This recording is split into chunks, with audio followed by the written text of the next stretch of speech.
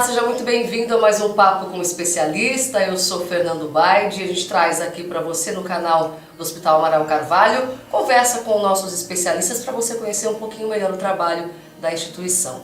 Hoje a gente vai falar sobre o câncer coloretal e eu tenho aqui comigo 3 médicos que vão conversar com a gente sobre esse assunto. Primeiro, o Dr. Luiz Ângelo Bortolai e aqui do meu outro lado, o Dr. André Medeiros Carvalho e o Dr. Joel Molan, que vão bater esse papo com a gente. Sejam todos muito bem-vindos ao nosso Papo com o Especialista. Obrigada pela participação. Nós agradecemos. Doutor, primeiro eu começo perguntando, pedir para o senhor explicar o que é o câncer coloretal, qual que é a incidência atualmente no Brasil. O câncer coloretal ele é uma neoplasia maligna do revestimento interno do intestino grosso, do reto e também considera-se o ânus como sendo parte do sistema. Existe uma proliferação, um crescimento celular descontrolado, formando o tumor, e esse tumor, por ser maligno, ele começa a invadir localmente e também pode propiciar o aparecimento de metástases, que são tumores à distância. E sabe-se quantos casos anualmente no país? Doutor? São mais de 40 mil casos por ano. Bastante. Bastante. Agora, doutor, essa é uma doença que atinge mais homens, mulheres, tem prevalência de idade ou não? O que a gente pode falar do perfil desses pacientes? Essa doença comete tanto homens quanto mulheres.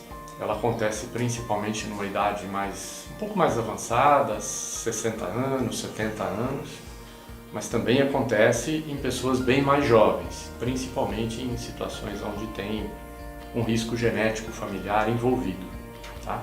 Então pode ter pessoas bem jovens, de 20 e poucos, 30 e poucos anos, 40 anos, mas a principal faixa etária é de 60, 70 ou uma idade mais avançada. Ou 100, né? Já que a gente está falando dessa idade avançada, né, que parece ser, não sei se eu posso dizer um fator de risco, o que a gente pode ressaltar de fator de risco para esse tipo de câncer, doutor André? Para qualquer idade, né? Fatores de risco basicamente é a má alimentação, né? A obesidade, o sedentarismo, tabagismo também, a falta dos exames de prevenção, né? A maioria dos pacientes, a maioria da população desconhece que existe um exame de prevenção, então não deixa de ser um fator de risco também você não fazer os exames de prevenção. Basicamente esses. E qual que é o exame de prevenção? Olha, existe um exame chamado pesquisa de sangue oculto nas fezes. Esse é um exame importante, apesar de que a sensibilidade dele não é tão grande. Porém, se esse exame der positivo, o paciente tem que ir para a colonoscopia investigar. E depois destes, resta a colonoscopia. A colonoscopia vai procurar e eliminar pólipos e biopsiar um eventual tumor. Para chegar nesse ponto, existem alguns sintomas que o paciente precisa ficar atento? Existe. Os principais sintomas seriam assim: modificação do hábito intestinal. Por exemplo, o paciente ele vai uma vez por dia ao banheiro. De repente ele começa a falhar, e uma vez cada 3 dias, uma vez cada 4, 5 dias. Ou alguns pacientes evoluem com diarreia. Então, ao invés de ir uma vez ao banheiro, ele vai mais vezes. Isso já é motivo para ficar de antena ligada. Existe a questão do sangramento. O sangramento nas fezes, eliminação de muco nas fezes. Existe uma diferença entre os tumores do lado direito e do lado esquerdo. Os tumores do lado direito eles são mais silenciosos, eles podem avançar bem e não dar sintoma nenhum, às vezes se manifestam apenas com anemia. Então todo paciente idoso que apresenta anemia ele precisa ser investigado com relação à possibilidade de câncer coloretal. Quando o tumor está do lado esquerdo, que é a maior frequência lado esquerdo, os sintomas são mais de caráter obstrutivo. Então, o paciente começa a ter dificuldade para evacuar, dores em cólica. É assim.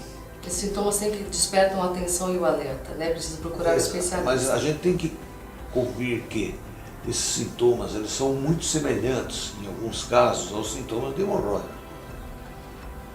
Então o paciente apresenta dor e sangramento, a gente quer que ele tenha só uma hemorroida e ele fique bom, porém, ele não pode se tratar sem ser investigado.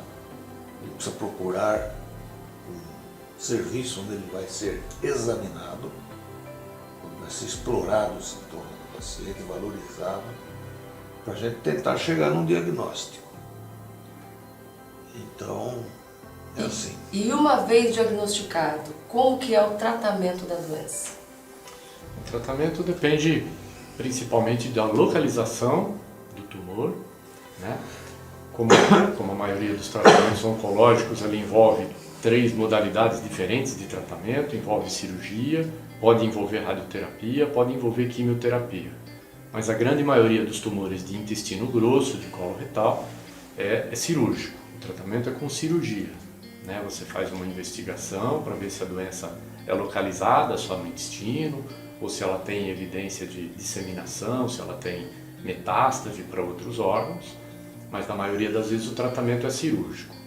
Quando o tumor está localizado no reto, em algumas circunstâncias, dependendo de características que serão investigadas, pode ser usado um tratamento pré-operatório, um tratamento que envolve radioterapia em associação com quimioterapia, e depois cirurgia em boa parte dos casos. Agora, doutor, quantos novos casos o Hospital Amaral Carvalho atende por semana e como é que é feito o acolhimento desse paciente? É uma equipe multiprofissional que atua aqui. Aqui no nosso ambulatório a gente atende em média 10 casos novos por semana, né? Se for contar um mês, dá em torno de 35, 40 casos por mês, tá? O paciente entra através do nosso ambulatório de cirurgia, ele é acolhido inicialmente também pela equipe de nutrição, tá? Em seguida, a depender da quantidade de exames que ele já traz para a gente solicita os exames complementares que restam para a gente fechar o estadiamento que a gente chama, né? Como que está a doença, qual o volume da doença, onde que ela está, aonde ela já atingiu, para em seguida a gente determinar para quais equipes a gente vai encaminhar de início, ou seja, direto para a cirurgia, se precisaremos ou não da psicologia em casos de que a gente ache que tem necessidade de colostomias, de qualquer estoma, por exemplo, a gente precisa da psicologia. A gente precisa da equipe da estomatologia também, quando necessário. E os radioterapeutas e oncologistas também estão sempre juntos, em caso principalmente de tumores de reto, que a gente precisa encaminhar para o tratamento pré-operatório. A equipe atua em conjunto. Ô, doutor, para encerrar, eu queria que o senhor falasse da importância da prevenção, porque o senhor mesmo disse que, se diagnosticado precocemente, a chance de cura é alta. É como eu disse, esses tumores às vezes não dão sintoma nenhum. E a gente também não tem como saber quais doentes, quais pacientes vão apresentar a doença. Então nós temos que ir atrás daqueles que nós sabemos que estatisticamente estão mais sujeitos a desenvolver a doença. Os pacientes que têm familiares com câncer coloretal, esses precisam fazer uma colonoscopia a partir dos 40 anos ou até mais cedo, se tiverem sintomas. Os pacientes que não têm familiares doentes e que não apresentam sintomas, devem fazer pelo menos uma colonoscopia aos 50 anos. Perfeito. Alguma coisa mais que vocês queiram acrescentar? É importante salientar que alguns desses sinais, desses sintomas, a gente chama de sinais de alerta, que podem ser representativos de doença grave, às vezes emagrecimento, sangramento, e eles podem ser coincidentes com outras doenças benignas, com outras doenças menos graves, vamos dizer assim. E esses sintomas não podem ser menosprezados nunca. Então, todos os pacientes têm que ser estimulados a procurar o especialista, a procurar o médico, a procurar o hospital especializado, no sentido de ter uma avaliação adequada e não ter um diagnóstico errado, um diagnóstico tardio, o que piora o prognóstico do tratamento de câncer de qualquer origem. E o coloretal também não é diferente. Esse câncer é totalmente tratável se for detectado no início, mas ele pode ter um prognóstico também ruim se ele for detectado mais tardiamente. Então, esses sintomas e sinais de alerta, eles têm que ser valorizados em qualquer nível de atendimento, e se o paciente puder ser encaminhado para o hospital de referência ou pelo menos para um especialista, isso vai ajudar bastante o paciente. Ficar alerta e procurar ajuda, né? Agradeço ao Dr. Bortolai, Dr. Joel, Dr. André pelas informações e pela participação aqui com a gente. Nós que agradecemos. Obrigado. Esse foi mais um Papo com o Especialista. A gente espera ter levado informação para você. A gente se encontra no próximo. Até lá.